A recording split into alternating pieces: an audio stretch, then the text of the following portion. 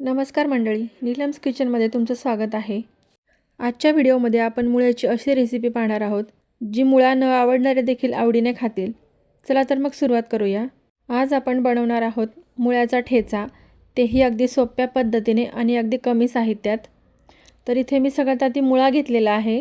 त्यानंतर त्याचं मागचं आणि पुढचं टोक अशा पद्धतीने कापून काढायचं आहे आणि आता या मुळ्याची सगळी सालं आपण काढून घेणार आहोत। सगळ्या मुळ्याची साल काढून झाल्यानंतर त्याला मी स्वच्छ पाण्याने धुवून घेतलेला आहे।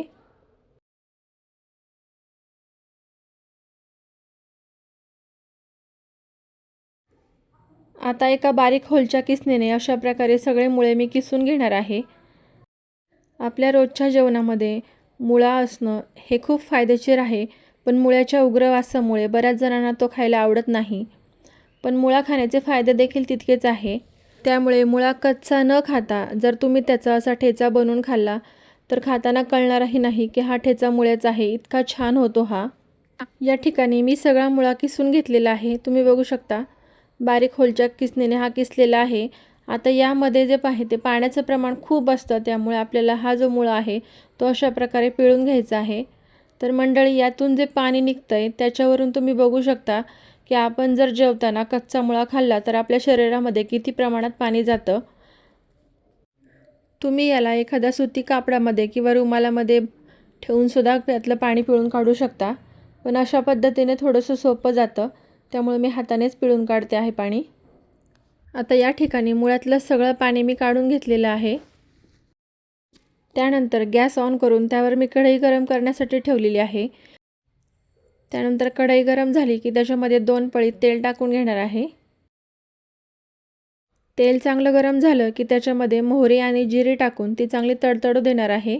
त्यानंतर याच्यामध्ये लसूण आणि हिरवी मिरची मी बारीक वाटून घेतलेली आहे, ती 1 चमचा टाकणार आहे।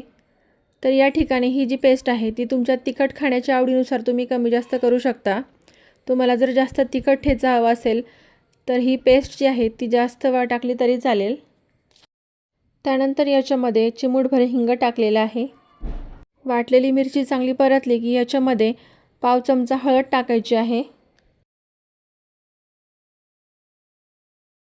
हळद मिरचीमध्ये चांगली मिक्स झाली की आपण जो किसून घेतलेला मुळा आहे तो याच्यामध्ये टाकून घ्यायचा आहे आणि याला लगेच मिक्स करून घ्यायचं आहे। खूप सोपी रेसिपी आहे ही आणि खूप पटपट होते, जास्त वेळ लागत नाही किंवा जास्त साहित्य देखील लागत नाही।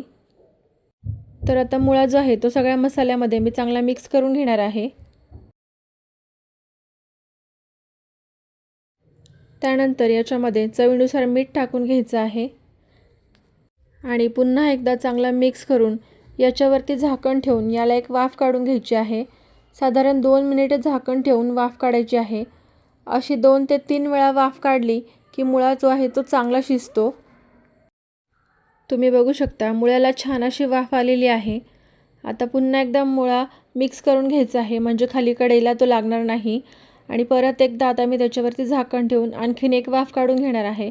तर साधारण झाकण ठेवल्यानंतर 2 ते 3 मिनिटं एक वाफ काढून घ्यायची आहे आणि तुम्ही बघू शकता आपला मुळ्याचा ठेचा जो आहे तो छान असा तयार झालेला आहे आणि कलर देखील खूप छान आलेला आहे। तर हे पहा, अशा प्रकारे आपला ठेचा बनवून तयार आहे। आता शेवटची प्रोसेस म्हणजे बारीक चिरलेली कोथिंबीर जी आहे ती वरून याच्यावर टाकून घ्यायची आहे। गरमागरम ठेचा तयार आहे। तुम्ही याला भाकरीसोबत, चपातीसोबत किंवा नाचणीच्या भाकरीसोबत देखील खाऊ शकता।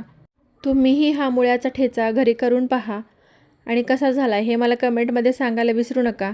आणि रेसिपी आवडली असेल तर लाईक, शेअर आणि सबस्क्राईब नक्की करा। धन्यवाद।